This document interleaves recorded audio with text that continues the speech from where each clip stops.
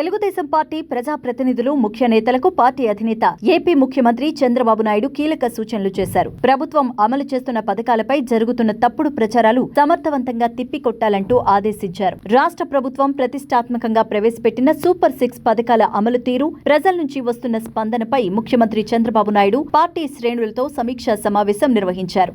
రాష్ట్ర ప్రభుత్వం ప్రతిష్టాత్మకంగా ప్రవేశపెట్టిన సూపర్ 6 పథకాల అమలు తీరు, ప్రజల నుంచి వస్తున్న స్పందనపై ముఖ్యమంత్రి చంద్రబాబు నాయుడు పార్టీ శ్రేణులతో సమీక్షా సమావేశం నిర్వహించారు. ముఖ్యంగా అన్నదాత సుఖీభవ పథకంపై నిర్వహించిన ర్యాలీలు, ప్రచార కార్యక్రమాల వివరాలను అడిగి తెలుసుకున్నారు. ఉచిత బస్సు ప్రయాణ సేవలకు స్త్రీ శక్తి పథకం అన్ని ప్రాంతాల్లో ప్రజల నుంచి విశేషమైన స్పందన లభిస్తోందని పార్టీ విభాగాల ప్రతినిధులు ముఖ్యమంత్రి చంద్రబాబుకు వివరించారు. దీనిపై సంతోషం వ్యక్తం చేసిన ముఖ్యమంత్రి ప్రజల్లో పథకాలపై పెరుగుతున్న విశ్వాసం ప్రభుత్వానికి మరింత మేలు చేస్తుందని తెలిపారు. వైసీపీ అనుబంధ మీడియా ఉచిత బస్సు పథకం విషయంలో తప్పుడు ప్రచారాలు చేస్తోందంటూ పార్టీ వర్గాలు ముఖ్యమంత్రి దృష్టికి తీసుకొచ్చాయి.